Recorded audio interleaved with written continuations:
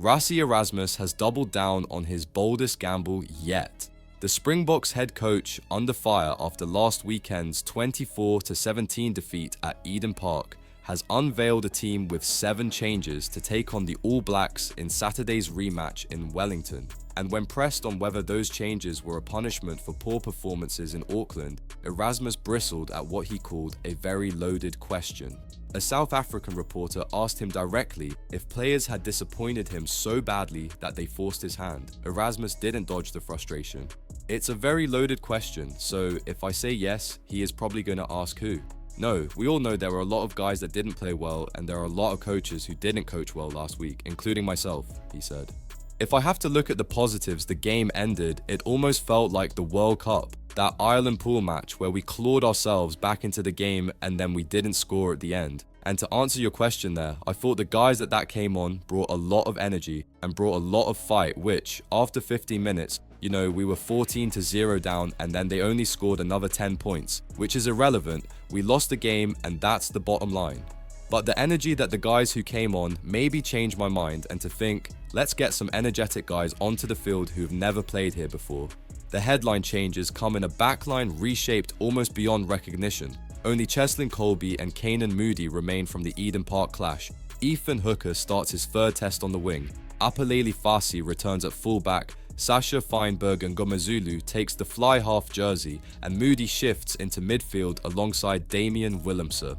In the forwards, Jasper Wiese returns from suspension at number 8, while Lud de Jager comes in at lock. Sia Kolishi reclaims the captaincy with Jesse Creel omitted. Erasmus admitted that while the plan was always to rotate, defeat in Auckland forced him to accelerate the shake-up.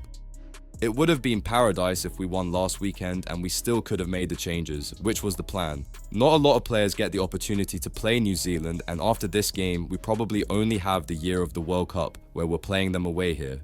So the plan was to try and win, and then also give some the pressure of playing against the top team currently in the world. Maybe not so many we would have made, but definitely we would have made changes. So it's not so much fresh legs as making sure we get some guys under the pressure of playing a team like that and hopefully learn from that for the next 2 years until the World Cup.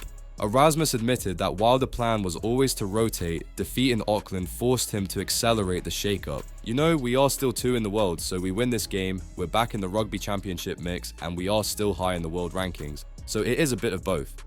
Obviously some players, like some coaches, some of us are disappointed, but it wasn't through a lack of trying. On Jasper Wiese's recall, Erasmus was blunt. For the last 8 weeks, he's just been training, so we're very happy to have him back. And I know everybody talked about the 8th man crisis. Sia did a great job in the first game until he injured his knee, and I thought Sia did really well last weekend. And Quagga does well when he comes on, and now having Jasper back is a massive plus.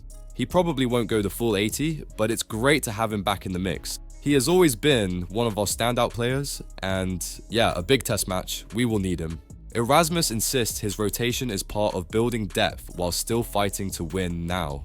Winning every match is quite important for us, or trying to win or attempt or plan to win every match is the most important thing. Now after this weekend, we are going to be 8 games into the season. I don't know if I'm 100% right, but it looks like we are still 2 in the world rankings wise. I don't know if World Rugby is updated or not. I just checked, so it looks like we're still 2nd in the world. So, if we get through this game and we win the game, we will either be number 1 or 2 in the world, I guess. So yeah, the big goal is to build squad depth. Introducing youngsters at different venues, introducing youngsters at other positions is really good. Number 1 in the world in their own field, under pressure of crowd pressure, and then slowly seeing how they develop. A guy like Fasi, this is the next stage for him developing. A guy like Sacha has played against New Zealand last year, but that was at home. Damian Williams coming back, hasn't played at 12 for a while, getting him back into the mix. So it's trying to balance it while winning, because I know the only thing that makes us all happy is winning. But yeah, there's a bit of an eye on the future without forgetting the present.